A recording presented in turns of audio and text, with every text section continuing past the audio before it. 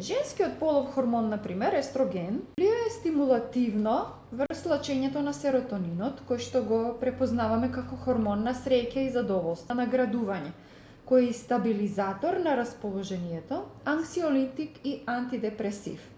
Овој хормон, како и хормонот прогестерон, како и други хормони, се намалува во текот на менопаузата. Според Ериксоновата теорија за психосоцијален развој, во периодот на менопауза, после стадиумот на создавање, кога жената создава семејство, деца, но истовремено може да биде и плодна во создавање дела, идеи, кон кои се однесува со нега и грижа,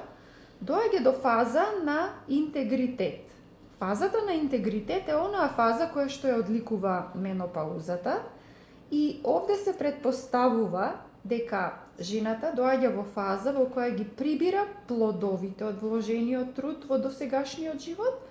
и може да констатира дека нејзиниот живот има ред. Промените пак од друга страна во животниот циклус ја ставаат лице в лице со конечноста на животот, на нејзиното физичко бивствување и очајот што може да произлезе од чувството на тоа дека животот нема смисла, па дури кај неа да се јави и желба за смрт.